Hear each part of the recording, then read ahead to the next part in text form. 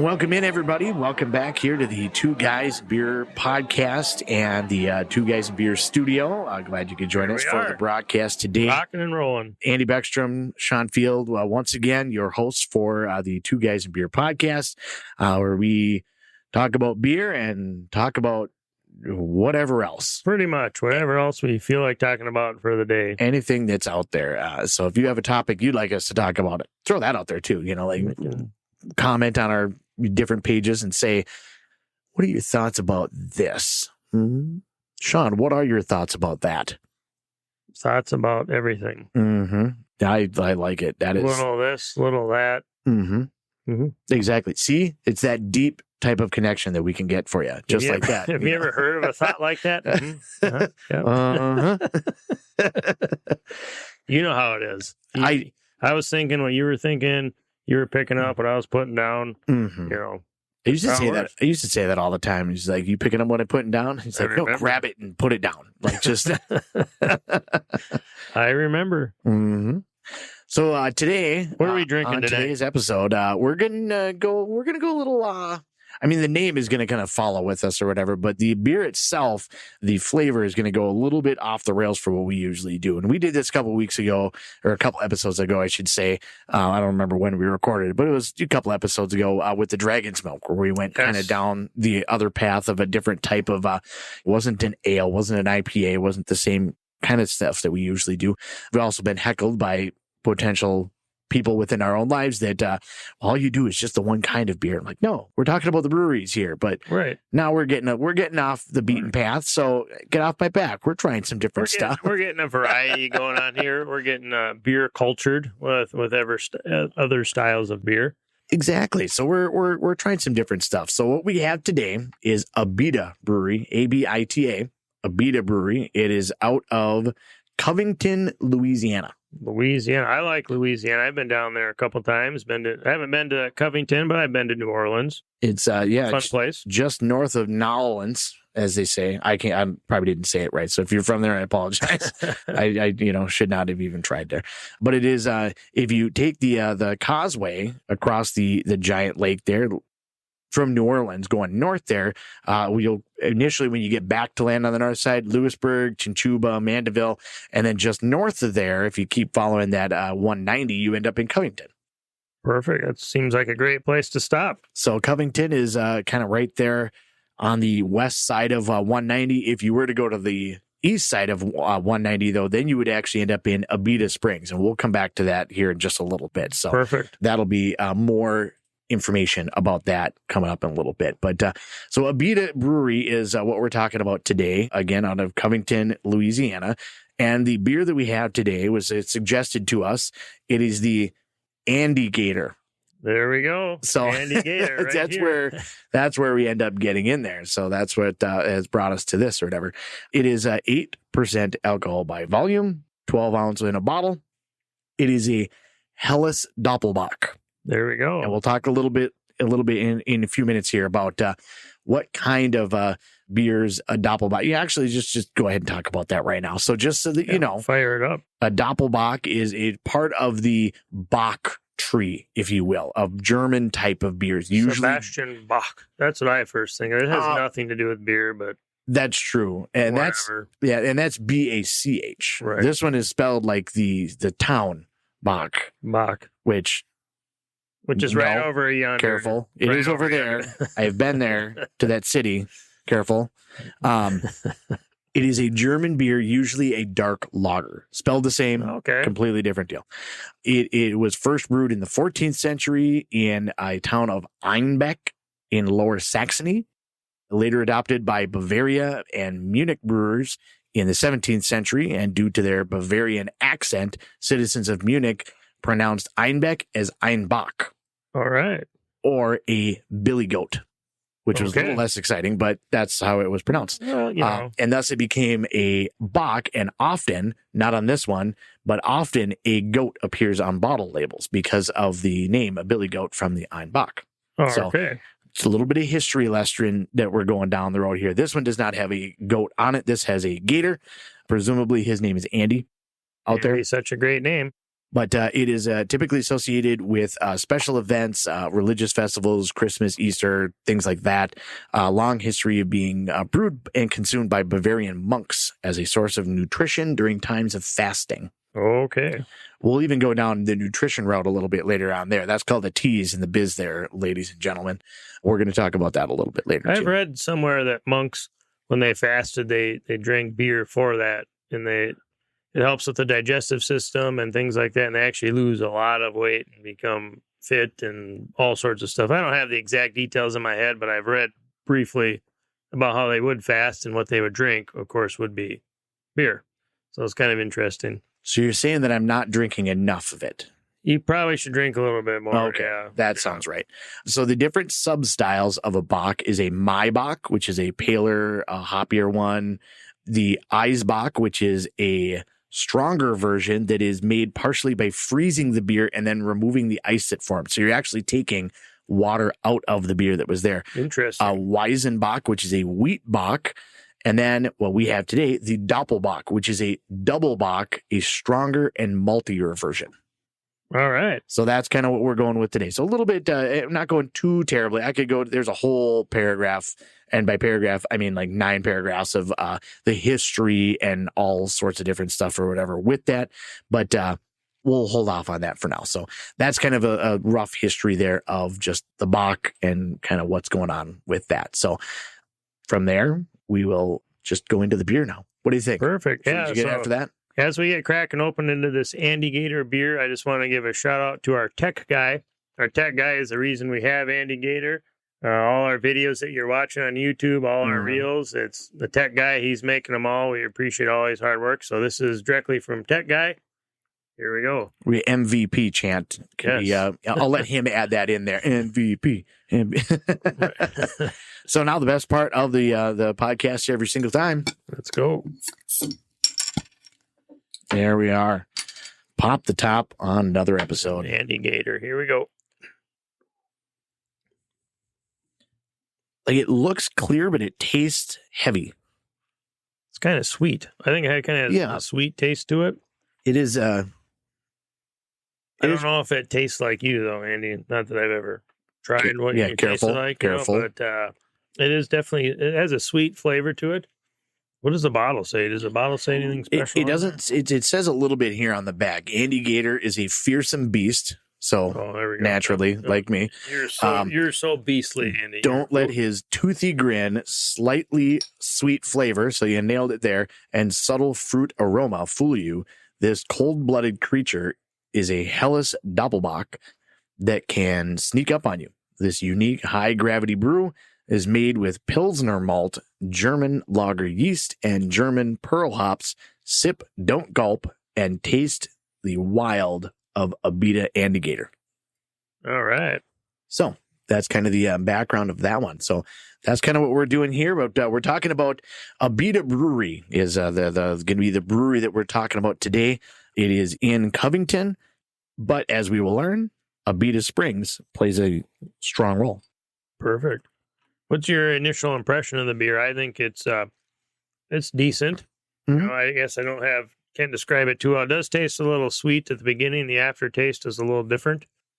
It almost seems a little heavy in a way, but it does have that sweetness to it. So I do like the taste.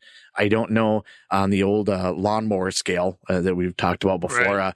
I think it'd probably be the one. I don't know that I would even necessarily do it maybe after mowing the lawn, Sure. with a steak. Like having that. I can see that if you eat something good with this to bring out more of the flavors and stuff. Yeah, this is definitely a beer you want to drink for the flavor and the taste and get all of it in for sure. Yes. Yeah, and as it says, I mean, sip, don't gulp. So it's definitely not a pounding kind of beer, which is good. You know what I mean? You got to have that type of variety within your life. So, yeah, it's pretty solid. It's good. It tastes good. I was a little unsure. I won't lie, tech guy. I was the Andygator.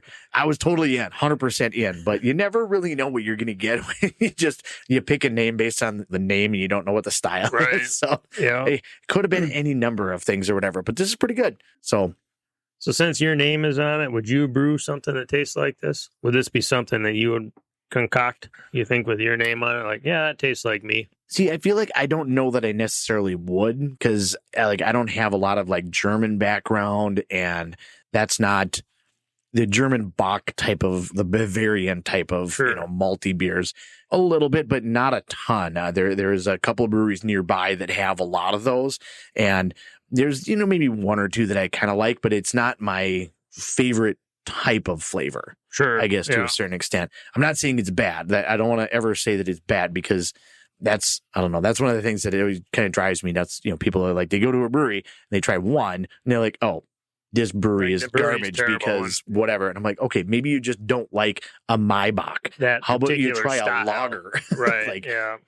So it's hard to say, like, I don't ever want to say that necessarily, but like just that type of, a lot of those Bavarian German type of flavors aren't necessarily, and maybe I just haven't developed into that. Maybe that's what it is. But sure. You know what? I'm willing to throw myself on the altar of brewing and Two Guys in Beer podcastness, and I will volunteer, if you would like to join me, to go to Germany later this year to try to really soak in the essence of German style beers right from the source. What do you think? I am totally on board with that. We talked about that during our Oktoberfest episodes. And for all you viewers out there and listeners out there, that's actually reality. We're actually going to Germany at the end of September, beginning of October. We will be attending Oktoberfest. We'll have some live video there. We probably won't record a show there, but I've got some things Andy and I will set up. We'll maybe ask some Germans or anybody else that shows up questions. Just like, we're up to, hey, you want to do an interview? What do you think of this? What do you think of that? Some live video, some live photos. It'll be a good time over there. So we'll definitely, that is the Bavaria area, isn't it? Munich, isn't that's the Bavarian area? Yeah, it should be. It should be a blast, no matter what we do. But we're gonna go to the actual Munich, the OG Oktoberfest that we talked about. We won't be there on day one necessarily, but we've also been told, and I think that we actually talked about it on that podcast, that you don't want to go on that day, right? Because you have to wait until the mayor decides he's good and ready to show up to open the first keg. Because otherwise you get thousands and thousands, and when I mean thousands, like 150,000 people standing there waiting for a beer. Well, even if they open it up, you're still going to be 2 hours before you get a beer. Hope they don't run out of CO2 for the kegs there. But even with something like that first couple of days, just absolutely bananas. Right. So we got some other stuff going on or whatever. And so we're going to go a couple days into it. That way we can still experience it, but we're not hitting like the first Saturday of the state fair type of no opening ceremony here for Oktoberfest. So we'll get there a few days later and check it out and try a whole bunch of beer there, German beer and big steins, and Andy might wear lederhosen. If we get enough people to chime in, how many votes can we get out there from all the viewers and listeners that wants to see Andy in some lederhosen? I'm not going to do it until I get some people to comment on the podcast, on the social media, YouTube, Facebook, whatever it is that you're checking it out on. Give us some feedback. I'm willing to do it, but only if the people want me to. The people, because that's what we're here for. That's what we're here for, really. So, where were we at here? Germany. Back to Andygator. Doppelbock. That's where we got to Germany, is the Doppelbock beer. So, in 1986, the Abita Brewing Company was nestled in the piney woods 30 miles north of New Orleans, for those of us that don't think they're cool. First year, they produced 1,500 barrels of beer. That's a pretty good amount for a first year. Yeah, absolutely. So they created that in their first year. When they first started, it was actually not even in Covington. That's where they're at now, but it was in Abita Springs. So that's kind of where the name Abita comes from, is that's where they were, Abita Springs, and it's now called the Abita Brew Pub. So it was there. It is now moved across to Covington, Louisiana, but it was founded by Jim Patton and Rush Cumming in 1986. So that's kind of where they started. It's been around for a little while. Would you consider it a microbrewery? Maybe at one time, maybe it's a little bigger now, but yeah, for like a craft brewery to show up in the 80s was kind of an unheard of type thing. You know, there's very few of them around at the time. So yeah, and it's always remarkable to me to see like some of the, especially breweries that have been around for a long time. You know what I mean? To see like how they've been able to withstand different levels of different things. Even recently, you know, with the advent of more like seltzers, like everything is a seltzer now because everybody's trying to drink light and, you know, things like that. That's all I have to say about a seltzer. So there's a lot of that going on, right? So you've seen a lot of breweries start to kind of like fade back, and frankly, some of them close and more metro saturated. Right. I think that that's more personally, this is me going on my little soapbox of economics. I think that's more of a saturation thing rather than really poor business planning. I mean, I guess that is part of business planning is, do I really want to put a brewery here where there's 14 of them within throwing distance of a rock? Sure. You know what I mean? It's right. So I think it's more of the saturation is just, especially when people are kind of gravitating away from it to a certain extent, not leaving it. I don't think that the craft beer industry is going down, but it's not expanding as much as what it was. I guess that's the way that I'll put it. Well, I think that's because it's almost oversaturated. Exactly. You know, there's so many breweries out there, so many craft brewers out there, which is great. Lots of good stuff, but it's almost like there's too much of it everywhere. It's not kind of like a special thing or a special time where you're going, oh, let's go to the brewery tonight, you know, because they're just kind of everywhere and kind of out there. You can't make it to all of them. Right. You just can't, you know, as much as you try. That's terrible. You know, absolutely. What is this world coming to where we can't make it to all breweries? It's a depressing state of affairs is really what it is. It's terrible. I didn't really watch the State of the Union the other night, but I'm guessing that wasn't addressed on there, that's just a travesty in and of itself. We need to figure that. We need to band together and email these politicians about craft beer and breweries. What are they doing about it? I would like to suggest a 3-day work week, paid full time, and then a stipend for the industry. So we can go to the brewery. That's what I would like to. Perfect. If you'd like to sign that, put that in the comments as well. Right below the Lederhosen comment, go ahead and sign that petition. We'll get that one going and see if we can't get some legislation built here.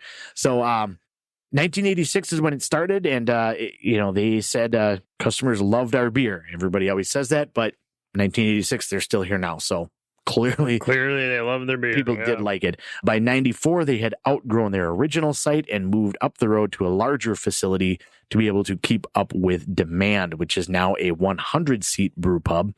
They brew now currently more than 125,000 barrels of beer and 13,500 barrels of soda in their facility. How much soda? 13,500 barrels. Wow. So that's a lot of soda. Sody pop. Soda. Yeah, what strikes me, you've mentioned soda on our show a handful of times throughout the podcast, and I don't get it. It's pop. You say soda, I say pop. We're in Minnesota. I'm only reading it. I'm only reading what's on there, whatever. I'm a pop guy too. Like, trust me, I'm that's me. But I'm just reading what's on there. But part of this is from Louisiana, so like I feel like it would be geographically to a certain extent. Like legitimately, I think there certain places in the South also where it's like it's not a soda or a pop, it's a Coke. What kind of Coke do you want? I don't know. I think it's like mostly just Alabama or something. In Mexico, it's Coke. When I was in Mexico, everything's a Coke. If you want a Coke, they might bring you a Mountain Dew. So you never know. So I know that of like Mexico, everything is a Coke there. I love a Coke. Of course, Minnesota here, everything's pop. I think we have to be the only state in the country that specifically calls it pop. But if you say pop in other states, they know what you're talking about. Right. But every time you say soda or sody pop, you want to know what the first thing that comes to my mind? And I don't know how many people are going to know this. You want to throw a bottle at me? No, I don't ever want to throw a bottle at you, Andy. You've never brought me to that point. Well, that's good to know. This is why we have a podcast. This is great. And why we go on to Germany together. There you go. Stuff. Yeah. So you're all going to think I'm crazy. I think I'm crazy, but every time I hear soda or sody pop, the first thing that comes to my mind is Britney Spears. And you're not going to have any idea why, but I actually own her first album. And on her first album, there's a song called Soda Pop. Soda Pop. So every time you say soda or sody pop, that's the first thing that pops into my mind is Britney Spears and that song. Well, there are worse things to have It's pop in your playing- mind, I it's guess, to a certain playing through extent. my head. I don't know. I don't know. Like, nothing against Britney Spears or her music or anything. Like, I'm a metalhead. And that's what I Right. prefer is hard rock and metal. But every time you say pop or sody pop, it's the first thing that pops into my head is that dang song. Like, it's just going on. Oh, all right. Sody pop. Anyway, Well- let's go back to Andy's-gator and what you got going on. I'll have there. to. I'll have to try to keep that in mind now. If nothing else, I'll have to say it and then wait for the dancing. I wish we could play the clip of that song, but I'm sure there's copyright things and we would get sued and cease and desist letters and stuff. But look it up. Soda Pop, Britney Spears, Baby One More Time album. Why do I know all that? That is the problem, is why do I know that much about Britney Spears? Well, you do have the album. Oh, I do, and I have a T-shirt. Was that your first album that you had bought? Was it a CD? I'm assuming a CD. It was a or was CD. it a cassette tape? It was a CD. The very first album that I purchased was Space Jam soundtrack. Oh, that's a good one, though. Yeah, I've heard. I think it. I feel like it won some awards or something, but I've heard that it's really good. But I mean, it's a great movie, the original one. No, none of this new LeBron James stuff. Like I haven't even. That's not worth the digital copy that is happening there. So the first album that I owned, Poison. It was a cassette tape. Poison. Look what the cat dragged in. There you go. What do you got? What's your first? I know we're getting off track. Andygator beer, great. It happens. It's Tangent Tuesday on a Monday. Hey, that's what a podcast is all about. Just having a good time, drinking beer, drinking Andygator. It's possible. That doesn't. Yeah, it's possible that I even said at the beginning that we talk about whatever. So it's just all over the place. Hey, this is two guys at a bar drinking a beer, talking about whatever that comes to our mind. There we go. Let's see here. So I album know that I had some like cassette tapes prior to this. I know that I had like a Sawyer Brown cassette tape, but I think that it was like my mom had already had that. My dad had a whole pile of records that he had, and I didn't really recognize any of them. I know he had like a Beach Boys 8-track, kind of some of those kind of bits. Yeah. That's Kurt for everybody. Kurt. Cheers to Kurt. Yep. Cheers to Kurt. He is one of the biggest supporters as well. He likes, shares, subscribes. I'm not sure if he ever listens to it, but probably doesn't. He shares it more than anybody else that's out there. Probably too busy for listening. Let's see here. What else did I have? I probably had a New Kids on the Block cassette tape when I was younger, because I mean I was that age, and I was probably 8-9 years old when that whole thing blew up at that time or whatever, and it was a big thing. But the first. That one I probably got as a gift or, something, like parents gave me some money to, like stop talking and just buy the thing. The right stuff. Oh, absolutely. There we go. It's a very musical episode today is what's happening. But let's see here. The first album that I actually purchased, I had my own money. May have just been, it wasn't really an allowance. Like I worked on a farm. So I cleaned the house, had to do chores, doing all the different stuff or whatever. I definitely overpaid 100%, but it was still worth it.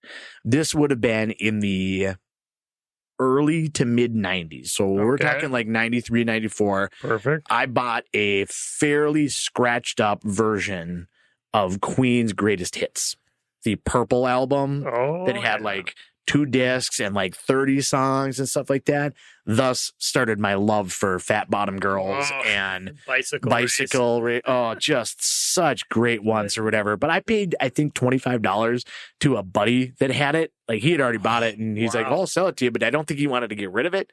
So he probably just took that money, went and bought another one and lunch. Especially because it was the mid 90s. 94. Exactly. Yeah, you got screwed. So, out of that 100%. But absolutely. Queen is an amazing band, and that's actually the second album I ever purchased was Queen Greatest Hits. There you go. you gotta have it. Why does anybody remember that? I probably couldn't tell you my third or fourth, but for whatever reason, I remember the first 2. Yeah, that first really set that stage. And I think mine, I think I remember just because obviously Queen I've liked forever or whatever, but I got screwed on the deal. I think that's probably why I remember it. Even at the moment, I was like, I'm paying way too much for this or whatever. But of course, in the mid 90s, this was before a lot of internet stuff. I didn't, I think I bought a computer maybe 2-3 years after that, but you weren't downloading things on LimeWire or anything like that. You didn't really know what was happening. And where I live, like we were probably, which is funny because like now I drive to work for my regular job 35 minutes one way. It's not a problem. That's just what I do. But at that time, to go and get this album, to be able to buy it in a store would have been a 30-ish, 25 to 30 minute drive to go to Media Play or Best Buy.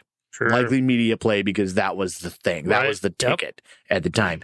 And so at that time, there wasn't a lot of like driving around. It wasn't a lot of like people didn't do like massive road trips. They didn't work hours away. It wasn't maybe they did. I guess I grew up on a farm, so driving to town, which was 2.5 miles away, was a big trip, and so we just never did that. So I think that was the other part of it too. Is I was like, when am I going to get all the way to St. Cloud? It's so far away, and now I drive to St. Cloud like I don't know half of my days, just because it's there. Right. I'm gonna go get Chipotle for lunch. Like no big deal. So okay, now back to Andygator.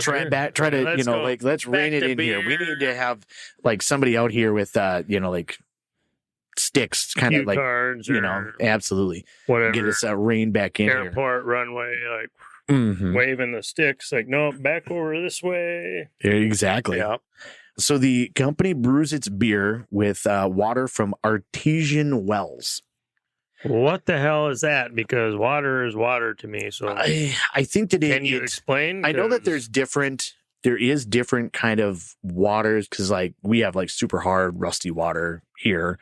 Different places have like naturally soft water, or if you've ever had like spring water out of like a full on spring. There used to be one up by Grand Rapids. It's amazing water. It's pretty tasty. I've had some over in Wisconsin. And so I think that I'm guessing that if they outgrew their original tap room, they were probably making a decent amount of money. And so it wasn't a matter of like, what existing building should we buy, or what infrastructure should we get to be able to just move into? Sure. Whereas they probably went around and tried to find areas that had specific kind of waters. You see that actually with the sweatshirt I'm wearing right now. Certainly when they built their new tap room, which is kind of by the Dinkytown area, almost, it's a little bit off like U of M campus. They actually went around a bunch of different. Why they ended up where they're at right now is it was the same water table, so that way their beer would taste the same. Because really, that makes the water's the base for everything. It makes a massive difference. And I know some breweries, they will whatever water they take, they will strip it completely down to essentially like distilled water, and then add flavoring back in, or minerals or whatever back in, to actually develop that flavor of the water to be able to get the beer to taste the way. True. So that's part of the thing too. How you figure out that it's artesian wells that are there, that I have no idea. I don't know if they just like randomly go around town and like, can I use your bathroom? And take a Dixie cup and, like try to sip the water. Sure. I don't know how that, the process goes, but we've got some artesian wells over there in New Orleans brewing some good beer. Now, we are drinking the Andygator Doppelbock, as we may have mentioned a couple of times here. But in August of 2005, Stuff magazine, Stuff magazine, highly acclaimed by somebody. Stuff, kind of a nice title. Stuff. Yeah, I feel like this podcast Stuff. I feel like I've seen it or read it at one point in time, but I don't really know where. So 2005, Stuff magazine called Abita's Turbo Dog Ale. They got some fun names. Turbo Dog Ale was the best beer made in America, according to Stuff. Which I get it.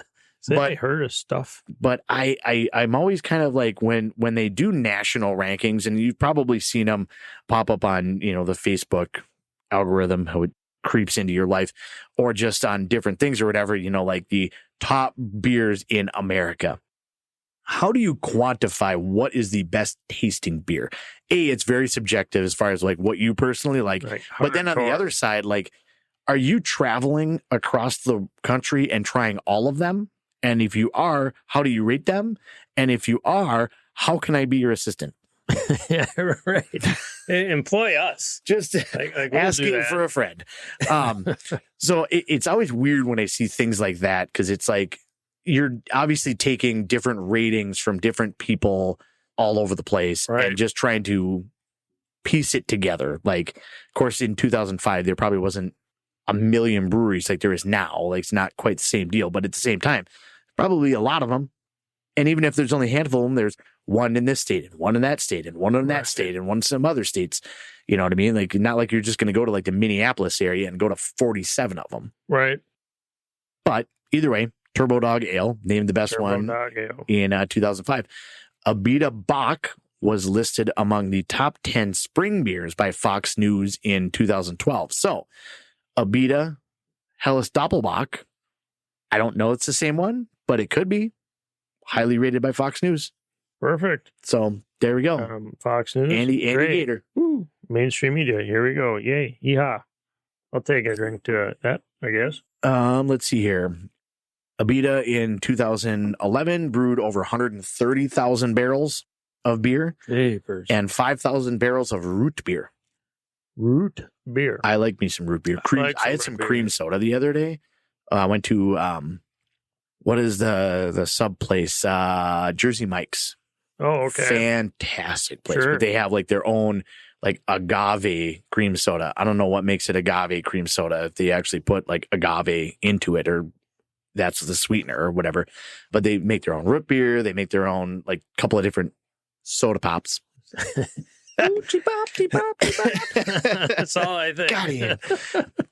But I had the cream soda with that one, and it's just fantastic. Might have to do karaoke on the episode of Soda Pop. Britney Spears Soda Pop. I like it. Sung by me. There we go. You really don't want to hear me sing though. I my voice is low, monotone. Me singing Britney Spears just isn't good. That's what we're gonna put in the in the comments right below the episode. Once this goes live, we're gonna have the voting sing at Britney Spears. That what do you want to see the most? You want to see Sean doing a cover of Britney Spears, or me in a lederhosen? You know, those are or maybe both. These are exactly. You know, both or neither. Those are your four options: A, B, C, D. Perfect. You know, that's what it's gonna be. So. Yeah, make sure to check that out in the comments and vote for whatever. Let's see here. August of 2013, because they are doing so much business, they expanded once again. They added another 200-barrel brewing system to their already existing 100-barrel system, increasing the capacity from 150 bottles per minute to 400 bottles per minute. Wow. That is quite the upgrade. That's insane. They have 17 year-round flagship brews. The first one, Andygator. Oh, really? Andygator, perfect. Andygator, Strawgator, Abita Amber, Alpha Gator Golden, Light, Turbo Dog, Purple Haze, Giacomo IPA, and Restoration Pale Ale. I feel like that wasn't 17, but that's what they had listed here. And then 5 seasonal beers, 3 harvest beers, 4 big beers, and then some other draft only ones that they have just on premise. So yeah, that's kind of quite the expansion that they've been able to get over the course of the handful of years. And again, just, starting in Abita Springs and then moving over to Covington. They are privately owned and operated by local shareholders who many who have been there since day one. So cool. Kind of a locally owned and a small group that's there. So kind of a lot of fun with that. They use British and North American malted barley, German and American yeast strains, Pacific Northwest hops, and pure artesian water of Abita Springs. So nice. Clearly they're getting the water still from Abita Springs. So I don't know if they still have, their tap room or their facility there where they're just drawing the water to be able to brew this.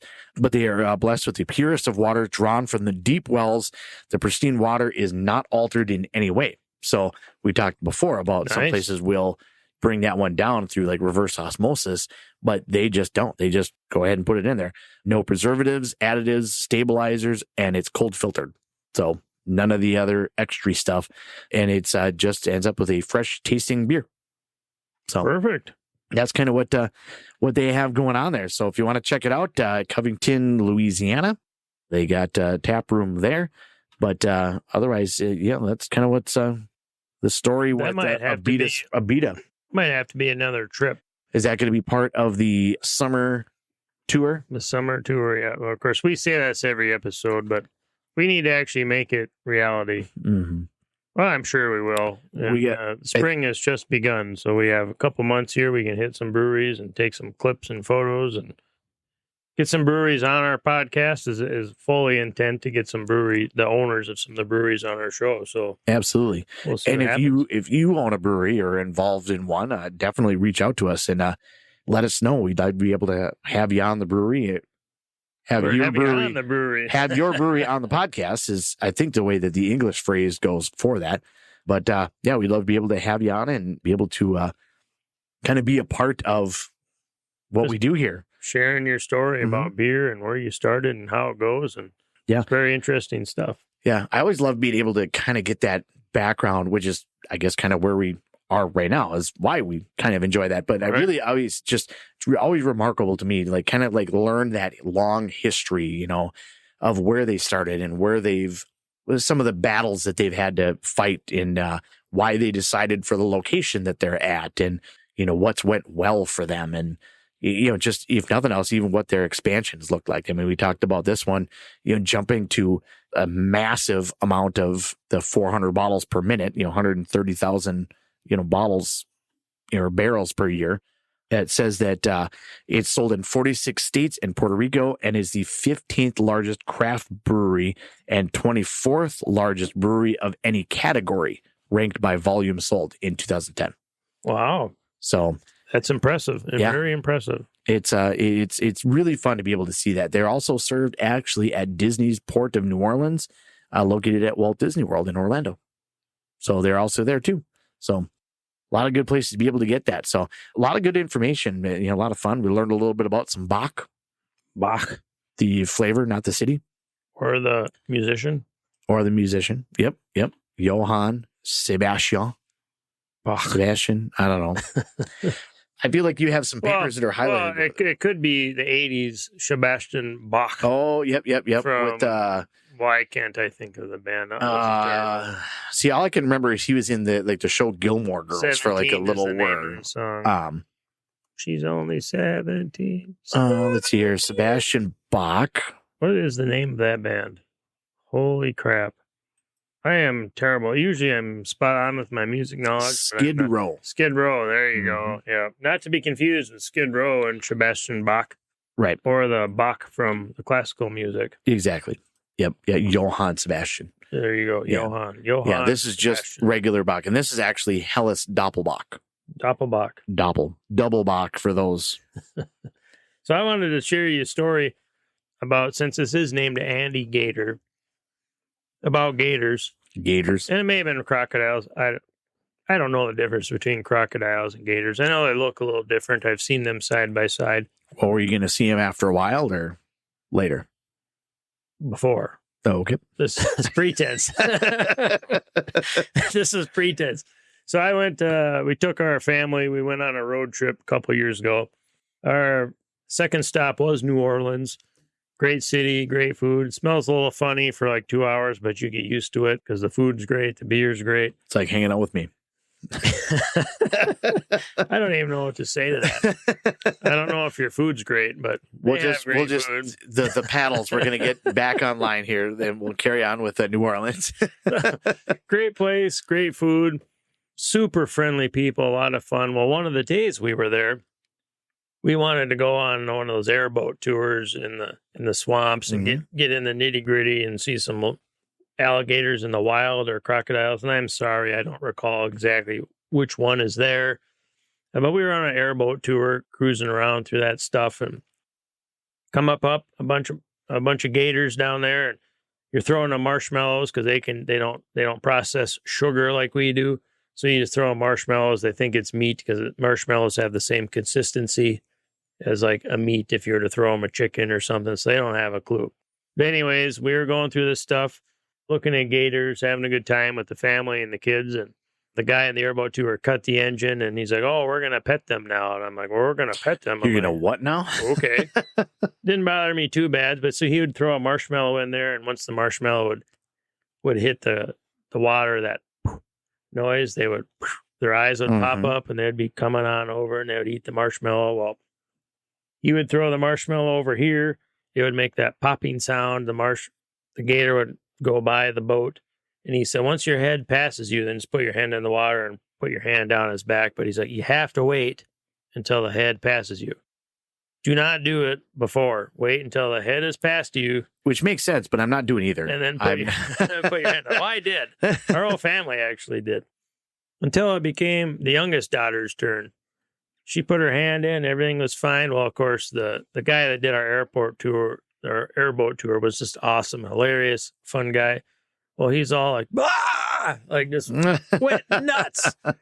Right when our youngest daughter put her hand in the water to touch the alligator, and of course she jumped up and was like, ah, like freaked out, went crazy. But that was a good time anyways down there in New Orleans. Airboat tour with the alligators and stuff. So that's my little story. One story I have about being in New Orleans, since it goes with the Andygator beer. So that was pretty fun. I like it. With that. I like it. Beer's pretty good though. It is pretty good. I think I still probably am thinking it'd be kind of a one, I mean, maybe two, but again, like we said before, you know, like with something to bring some flavors out. And definitely for sure. I do enjoy the beer. I would drink the beer again. I would recommend people try it, but I think definitely it would be better with some food, bring some flavors out, do something. Definitely not on a hot day. After you mow the lawn, you don't want to slam a few of these. And if you did, you're going to feel it pretty quick, more than likely. Oh, absolutely. Sure. Absolutely. So I came across this thing, a couple of weeks ago. I thought it was kind of funny. I kind of wanted to share with people. You know, I read all the time. I read stupid shit all the time. My family makes fun of me. My wife makes fun of me. Like, oh, where'd you read that, Sean? Where'd you read that? What article did you read today? Because that's what I always say at home. Like, guess what I read? I read this article the other day. So I'm always reading dumb shit. Bunch of useless knowledge. So I thought this article would have been fun to share with everybody. So the Venus flytrap. Mm-hmm. Interesting plant. It really is. Kind of fun to watch. Mm-hmm. You know, they catch flies and bugs and munch them down and close down. Remember at one point in time, like 150 years ago when we both worked at Walmart, that we actually got a couple of those in Lawn and Garden. So it's interesting. We couldn't get them to close, though. Because I was going to suggest that. See, like I'm a visionary. This visionary again. That's it. Telepathic information here. So yes, Walmart does carry Venus flytraps, and you can buy them there. I don't recall the cost, but we did try to eat them, and we didn't eat the Venus flytrap, but we tried to get them to clamp and close, and to no avail. Right. It didn't work too well. But North Carolina, this is pretty interesting here. There's a Venus flytrap poachers in North Carolina. How do you That's why I thought I had to bring this up. So apparently there's a Venus flytrap. I didn't know a Venus flytrap was a thing that you needed to poach. Is there a bunch of wild ones running around that we're not aware of? There is. I feel like it's you know, like I'm a potato poacher. Sure. Pretty tough to find it. So didn't run away from you, did it? Not too quickly. So there is wild Venus flytraps in North Carolina, which I learned because I had to dig naturally. Oh, that's a rabbit hole I'd fall down. Goofy article. I just had to dig into Venus flytraps a little bit. So North Carolina does have some wild Venus flytraps, but what caught my attention was poaching. Like I don't correlate poaching with a plant and like Venus flytraps because that's the other side of it. What do you get out of it? You can literally buy one at Walmart, which 90% of the American population lives within 10 minutes of a Walmart. So why are we poaching Venus flytraps? I don't know, but there was a couple of poachers in North Carolina that faced warrants for taking hundreds of this plant. Apparently this plant is pretty rare in the wild. In Bowling Springs, North Carolina is where these plants are. So authorities in North Carolina, they had obtained arrest warrants for 2 people in a poaching case involving hundreds of Venus flytraps, which grow naturally in the eastern part of the state. And I've been to North Carolina 4 or 5 times, and I had no clue that Venus flytraps. You dodged a bullet. Were natural. Your life was on the line. What if I got eaten? You don't even know what you were walking into. It's like Mario Brothers. It comes up and, you would have got you. That plant. Chompy plant. So, no clue. So officers over there, they obtained arrest warrants for 2 people accused of stealing 600 of the rare plants. Apparently, they're rare. But what do you get out of it? Like, just because it's rare, like, do they like squeeze the? How can it be rare if you can buy it at your local Walmart? Right, and I'm sure there's probably maybe like different strains or something. Maybe it's a tiger one or something. I don't. yeah. That is, huh? I'm Well, how not about that? real sure. So it's Poaching plants. poaching Venus flytrap plants. So it's not clear if these people have been arrested, but warrants were issued in North Carolina for these people. Venus flytraps are native to southeastern North Carolina. So apparently, when they grow naturally and grow in the wild, there's only 100-mile radius that they're growing, or natural in the wild is in North Carolina. There's a 100-mile radius where they grow in Wilmington, North Carolina. I don't know if that's the entire world or if the United States, but it sounds like that's the only place they just grow. See, my mind is even going down like the weird and twisted path of like the guy that figured out that, like, Sean, do you know what's going on here? This is the Horatio Caine moment where he takes the glasses off and makes some like really dramatic comment of like, guess they didn't get chomped or something, like, whatever it is, because they have now figured out that this is the old criminal mind. It's like, we need to deliver the profile. We need a these guys are poaching hundreds. That moment, like, what was in the room when they figured out? They're like, we have stumbled across something big. But at the same time, they know that like this is going to get out and we're going to be on every morning show in the country. Well, what's big about a Venus flytrap? Apparently this time of year, they're like flower. I know that. They grow flowers and they start to bud and it's easier to find them. And apparently they increase patrols this time of year to go after the Venus flytrap poachers. I'm still just bewildered by the poaching thing. Because when I think poaching, I'm thinking like, all right, you're getting like the pelt out of it, or you're getting a mount that you can get out of it, or you're selling an exotic bird or something like that. Something that you can't readily get, or it's hard to be able to get. This sounds like you just go to that region and walk along County Road U and I found one. Pluck up a Venus flytrap. It seems it's not running away. It's not taking off. Is it going to bite you? Maybe that's what it is. It's a dangerous work. This guy's got like 3 fingers. Yeah, or something. I don't know. This is bewildering to me. It's just crazy. I don't have much more information. I'm with you. My mind is like. Apparently, I got all sorts of stuff. Maybe they're only native and wild in that 100-mile radius in North Carolina in the United States of a wild native Venus flytrap. Kind of like in Arizona, the Joshua Tree Forest, if you've heard of that. Mm-hmm. Everybody's probably heard of the term Joshua Tree because of the band U2, right. The album Joshua Tree. YouTube? YouTube? Oh, okay. YouTube. Oh, those guys. Yeah. The band I don't think anybody really likes, but if it's on the radio, you just kind of jam to it, Well, apparently they have this massive residency in Vegas for like in the Sphere or whatever. Sphere, yeah. But I'm with you though. I never really seek it out. But if it's on, it's good stuff. It's kind of like we were talking about the sports that like you're not necessarily seeking it out, but if you happen across it, an hour later, you're like, why am I still like, what's happening? Right. You're jamming and drinking Andygator, listening to U2. Uh-huh. Yeah. Well, Joshua Tree Forest is in Arizona. That's the only place in the world where a Joshua tree actually grows.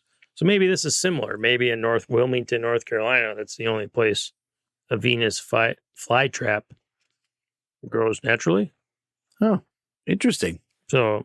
Venus flytrap poaching. Yeah, apparently it's a felony. And they were... why wouldn't it be? Apparently we're harvesting 590 plants or something like that.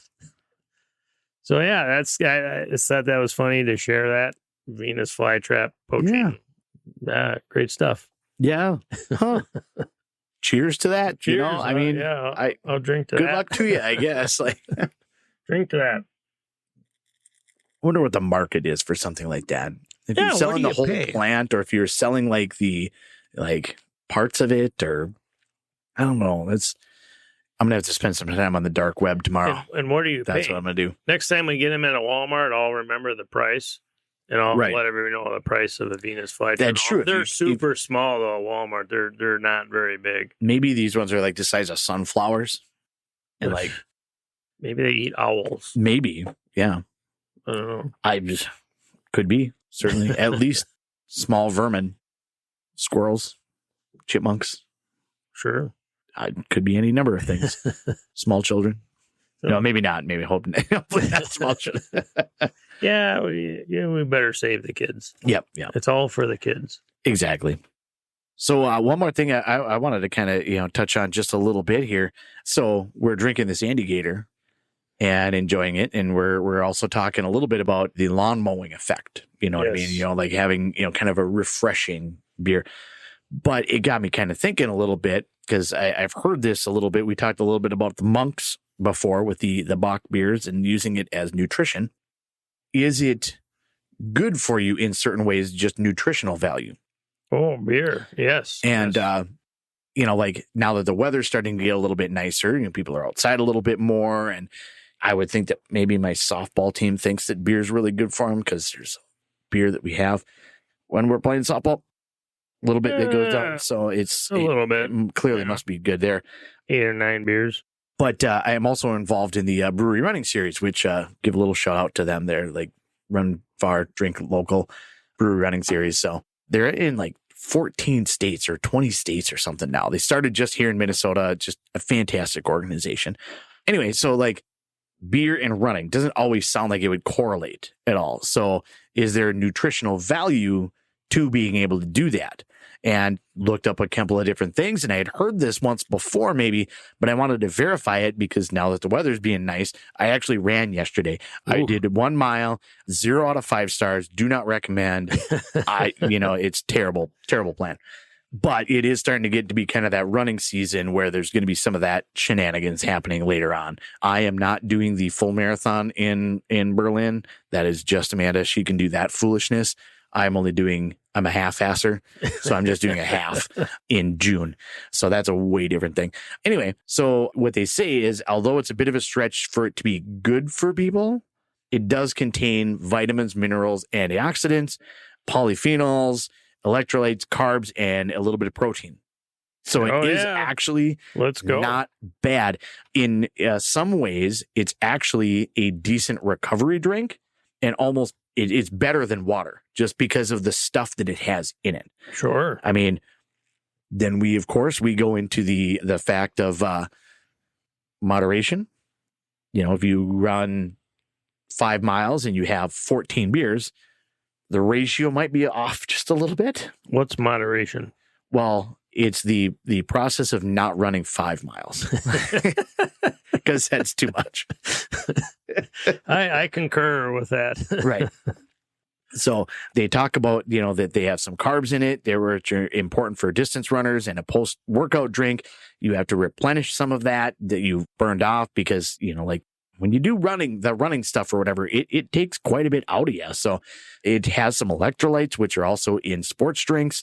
And, you've been sweating for a long time. So this has got a lot of the stuff that you would have in it. Lighter beer is probably a little bit better, but at the same time, like really any beer has a lot of the things that you would need to try to replenish, nutrient wise. Sure. To be able to actually work as kind of a nice post-run or post-workout type of drink. It gets kind of that, like, okay, you're just going to the bar and getting whatever. But really it's has some health benefits with that. Some of those health benefits include, again, let me just review this. There are some potential health benefits of beer when your alcohol consumption is at low to moderate levels. What is that? Less than 5 miles. So some of those things in the moderation or the low to moderate reduces LDL cholesterol levels and increases HDL. So it reduces bad cholesterol and it improves good cholesterol. It reduces the risk of heart disease and improves heart health as long as you drink it in moderation. Potentially helps with blood sugar regulation it actually suggests beer drinkers who have a light to moderate intake may have lower risk to insulin resistance and developing type 2 diabetes. Wow. Again, So drink more beer if you're afraid of diabetes. right? In moderation, whatever that means. Less than 5 miles. I'm going to save this one for last because that's going to be my favorite one. But I'll go to the next one here. Reducing bacterial buildup in your mouth and teeth because it's got a lot of the stuff in there. Because beer. The hops used to make beers have been found to confer anti-inflammatory properties in the body because of compounds in hops interfere with the production of inflammatory ketones. Maybe that's I not should how drink that's a beer that's not after how that's I play basketball. Yeah, that sounds what it is. Yeah. Cytokines. There we go. That's the word. Not ketones. Cytokines. I agree with whatever you say. Cytokines. I'm terrible with the English language. So. It helps preserve bone mineral density and reduces the risk of osteoporosis and bone fractures. And my favorite, which we have talked numerous times on the old podcast, increasing creativity and problem solving ability. Cheers. You heard it here first. Cheers to that. I will drink another sip to that. This via the Marathon Handbook website, marathonhandbook.com. Perfect. That's just amazing. So the bottom line is drink more beer. It's good for you. It's good it really for the body. Is. It's, it's good for the mind, the body, the soul, in apparently moderation, whatever that means. Yep. Less than 5 miles. Yep. Less than 5 miles. We learned that. That's the key. Perfect. So yeah, that's what I got here. One Sean, more do you thing. have additional? I got one what thing. Else? One thing. What else you got here? In fact, I brought it. I was scrolling on the Facebook. I'm on there. That's the only social media I really do. I don't do a lot of the other social media unless it's for the podcast. But for my personal thing, I'm on the Facebook a little bit.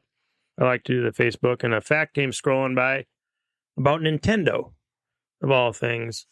I had a Nintendo. Mm-hmm. Did you have a Nintendo? I did not have the original Nintendo. I'm talking the 8-bit Nintendo. No, I had the OG. I had the Super Nintendo, but I never had the original Nintendo. So I was not that. I also had a Wii at one point. Actually, I still have that. I still have. I think both of them are actually still in my house. They're not hooked up to my TV right now. We should bring one in here and play some bowling one of these times. That might happen. That would be.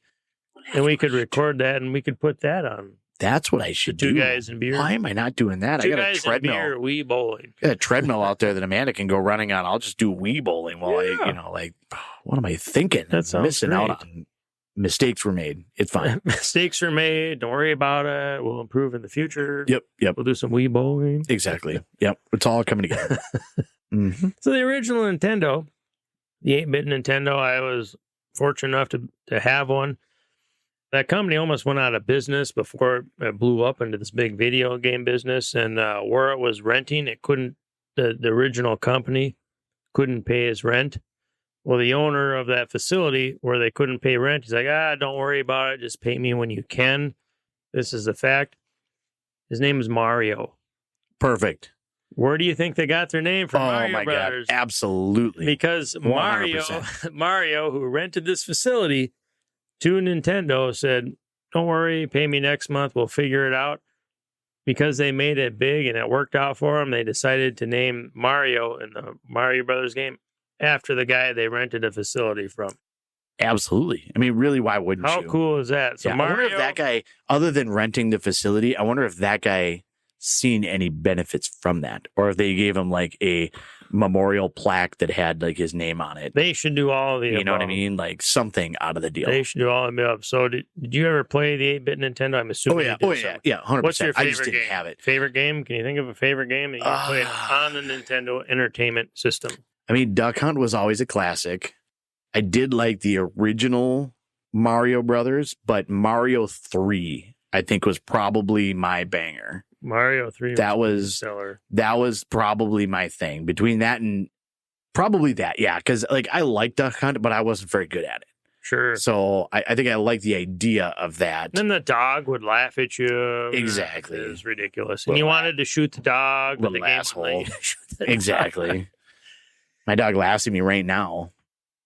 He doesn't. He's more mocks me other ways, but that's fine.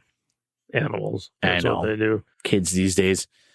So I don't have a favorite game. I have a really hard time picking one out on Nintendo, so I'm going to name 3. Mm-hmm. Contra. Okay. See, I never played that. Oh my god. I know. Oh. I never did. Up, down, left, right, BA start. 30 lives. Great. Nailed it. The original, the OG Tecmo Bowl. Oh, yeah. Hardcore game there. Lawrence Taylor, Bo Jackson, blow that game up. I don't think I ever played that, but I did play like the Super Tecmo Bowl on. I know it's a different one, but that was, I would always run like the little like shotgun to the corner, and then nobody was ever covering anything and just throw it down the field. Like Super Tecmo Bowl was good, and it probably has a bigger following, but the original Tecmo Bowl, that was key. The original Tecmo Bowl is like where it's at. And the third game between the 3 that I can't decide that I played a lot of was Blades of Steel, which of course was a hockey game, the funnest game ever. You get in fights and you'd fight and you'd take the other person out. Those 3 games, I can't decide, but those would be the top of my list. Thank you, Mario, for allowing Nintendo to stay in business and use your facility. Absolutely. I appreciate you. Drink some Andygator to that. Cheers to Mario. Yeah, I was unaware of some of the, I don't know that game, but I like it though. Yeah, Blades of Steel?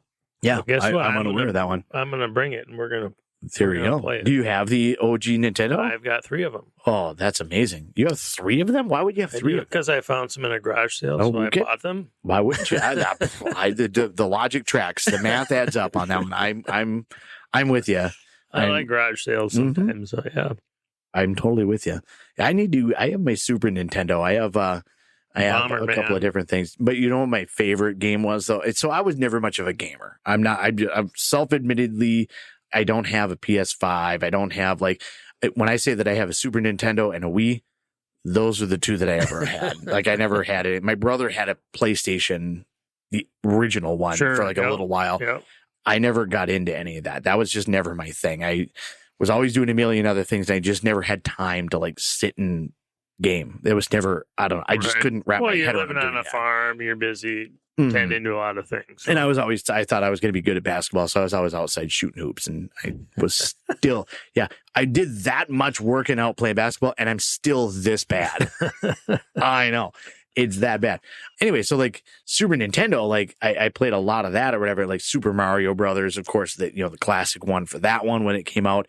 I had a couple of different games over the course of the years, but Ken Griffey Baseball. Okay. Yep. Name a better baseball. That game was so, well, but don't though, because I like my story just as it was. But that game was so great. It was one of the first ones you could create your own teams. Right, yeah. And of course it was my high school baseball team, my JV baseball team, Mitch and Mike and who else was on that? I don't know, Zach was on that team and Joe. I mean, we had all the guys that I played baseball with, what I mean? That was the team that we had. And of course, I don't want to play you could play the season thing. That was one of the first things you could do that too. Never played the full thing. Of course, I don't want to play 162 games. I played the 23 games. Yeah. I wonder if 22-1. Has anybody actually played the full season on any baseball? Oh my, I'm sure there is somewhere. I tried. Right. With the game that I think is better is called World Series Baseball for Sega Genesis. But I think I failed miserably at getting to 163 games. So, and the thing about it, that was in that era that you play Madden now, you can play an entire game in 20 minutes. It flies by now. That game, when you would play a full baseball game, it would take you an hour to be able to do it. So it wasn't just because you had to do all the things. You'd steal and you'd round base runners around second, trying to get them to move up a base. It was a lot small ball, all the things, So trying to be able to get that all to work. And everybody, I don't think a single team had their players at all, except for Ken Griffey. Sure. But all of the teams were represented. That was pre-Tampa Bay. And Colorado, Arizona, Miami. Yeah, that was way. Yeah, it was before any of those. So, so those didn't exist at all. But it Yeah, the old good old days. Yeah. Way back when. God, I was good at that game. So good at that. And maybe I was actually subpar at that game, but I would just beat the crap out of my brother in that game. Hey, that's all worth it. And that, you know what? That made me whole right here. Just Peter, it really just Pete, are you listening? He's currently trying to figure out how to send viruses to the computer to like Pete, do you listen to the full podcast? I guess we'll find out He follows the TikTok. Hey, we're on TikTok. Peter follows the TikTok. There you go. Perfect. Yep. There we are. All right. Well, that's about all I got. You know, like I mean, ending on a high note of harassing my brother. How do you get better than that? That's always a good time. Hey, Pete. Somebody's gonna tell him that. He's gonna be like, "What the hell was you saying?" He's gonna realize, like, wait, he has a podcast. Right. That'll be the conversation that's gonna be happening right now. But that's fine. You know, it's fine. Like, share, subscribe, tell all your friends. Do it all. You know, watch the YouTube. We got the video podcast on the YouTube. All major audio platforms, whatever, you can find us everywhere. Abita Brewing, Andygator, Hellas Doppelbock. That was today. Good beer. Thanks a lot for them. I appreciate their beer. Yeah, we got a lot of stuff going on here with the Two Guys in Beer. We're still kind of working our way through a bunch of different things, but we're looking to get out into the community, if you will. And by community, not necessarily nearby, but into the beer community, looking at a couple of like on-site recordings possibly coming up here a little bit, and trying to get some additional people maybe be able to be involved. We've now I got a couple of people that want to be on the podcast, and we want to be able to get some of their expertise. Brandon, we've talked about numerous times that his beer knowledge, I almost don't want to have him on because we're going to get him on here. We'll just watch him and talk. We're going to watch him talk with you guys. I'm going to start talking about stuff, and he's going to immediately, well, actually, you guys are dumb. Let me explain to you how this goes. Exactly. He's going to tell us the real answers. We'll just drink his beer while he talks. You know, I'm 100% with that. That will be the episode of Olive Street Brewing, is what that will be. Yeah, let's do it. Yep, 100%. We'll have that one at one point in time. So, but yeah, we'll have a lot of stuff going on, and make sure you're telling everybody about it. You know, we're on all the major platforms. Really, all the platforms, but everywhere. We're everywhere. Now we got the video, as you can see, with our nice fancy studio with the whatever it is. The green screen, of course. So if you see through my beer, that's probably what's going on there. But at least I'm not wearing pajama pants this time, even though I was mocked a little bit. It's fine. That's fine. Bring it. Yep. Give the comments. Bring the comments. Like, put them all in the response there, whether it's YouTube, Facebook, wherever you're at. Give us feedback on that. We love to be able to hear from you. So, Sean, what else you got? No, I appreciate everybody for listening. All the support. It's a good time. We're having a hell of a time doing this podcast. It's all for good fun. We just love drinking beer. We love talking. We love just having a good time. Nothing serious about this podcast. Have a good time. I appreciate everybody listening. Get yourself some Andygator if it's available in your area. It's a good place. I appreciate everybody for listening. Thanks a lot, man. And cheers. God bless everybody. And thank you. Appreciate it. We'll talk to everybody soon here on another episode of Two Guys in a Beer podcast. Until then, cheers.